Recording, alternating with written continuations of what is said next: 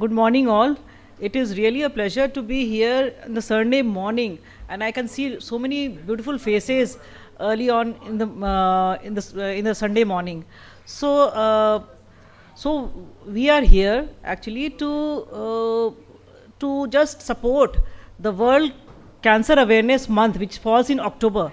So, yeah. So my topic of today is anatomy and physiology of breast.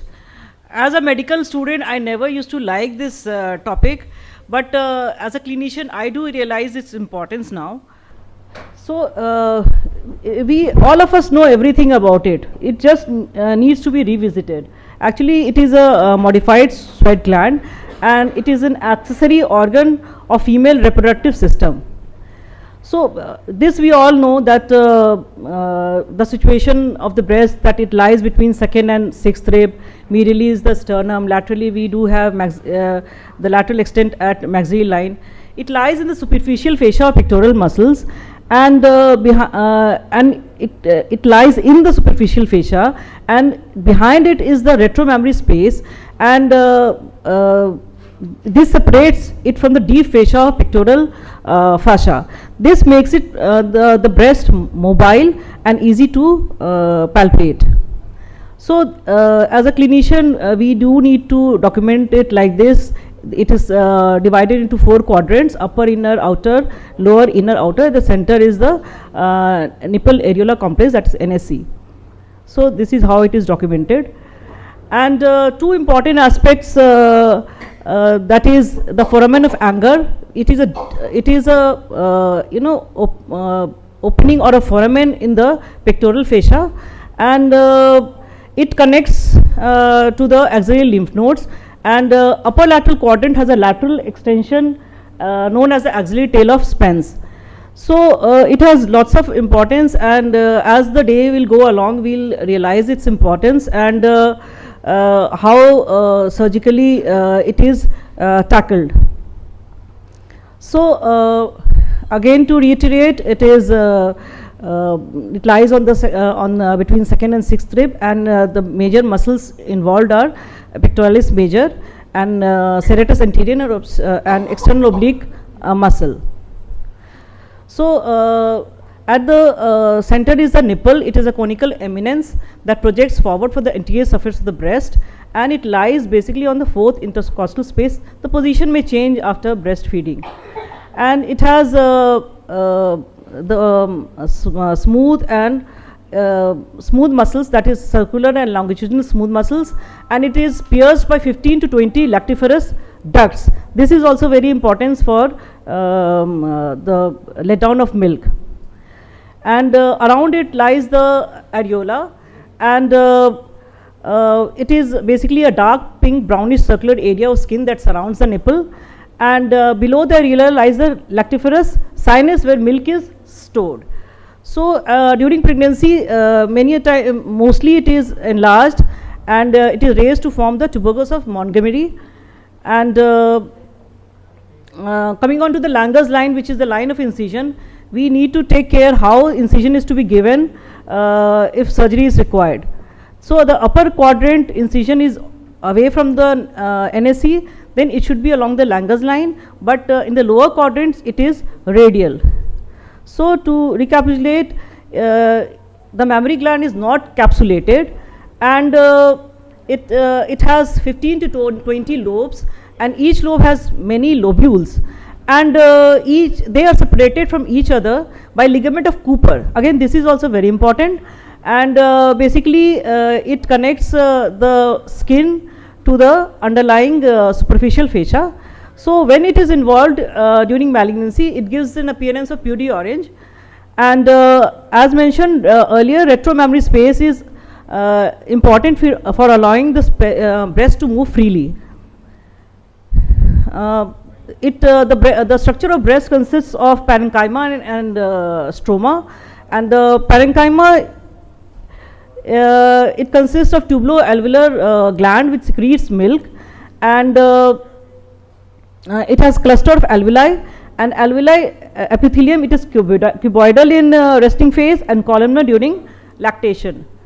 and the stroma, basically they form the supporting firework of the framework of the gland, and it is a fibrous band that supports the breast tissue, and that is suspensory ligament of Cooper, and involvement of Cooper ligaments gives us this pudgy orange appearance. I can skip these blood supply because of shortage of time. Similarly, as is the arterial supply, the venous veins are corresponding to the arteries, and lymphatic drainage is important because the sapis plexus is formed, and 75%, as you can see, is draining into axillary nodes, 20% internal mammary nodes, and 5% to posterior intercostal nodes. So this is in a nutshell, like 75% drains from the central upper part of the breast, drains directly to the apical lymph nodes, and central and lateral part drains first to the pectoral group of lymph nodes, and then it goes to the apical group of lymph nodes. Then the medial part is also very important because it drains into the internal thoracic nodes, and it can also cross over to the opposite side. Again, this is also very important because many times the lesion can be bilateral. So because of the anastomosis with the lymphatics of opposite breast. So the inframedial lymph nodes anastomosis, inferior aspect of the breast anastomosis with the lymphatics of rectus sheath and diaphragmatic lymphatics. Nerve supply is basically by the second and sixth intercostal nerves, and this is in a nutshell, like 75% of lymph nodes on the breast drains into axillary lymph nodes, and the opposite axillary lymph nodes are affected because of anastomosing lymphatics between both the breasts, and lactiferous ducts are radially arranged from the nipples. So incision of gland should be made in radial direction to avoid cutting into multiple ducts, and pudgy orange can appear due to infiltration of ligament of Cooper. This is just a single slide of mammary ridge because many a times it can persist later on in life also. So basically it exists from axilla to groin. In human it disappears except at the pectoral lesion, but many a times it persists. So we do have accessory nipples. In mammals they have multiple nipples because it persists. This will be dealt with by Dr. Chandan Kachru, and this I can skip. Coming on to the physiology, basically the two important hormones are estrogen and progesterone. Progesterone causes growth of lobules and budding of alveoli, and estrogen is involved in the growth of glands and deposition of fat in the breast. So like the uterus, the breast also undergoes quite a lot of changes throughout the life of the women.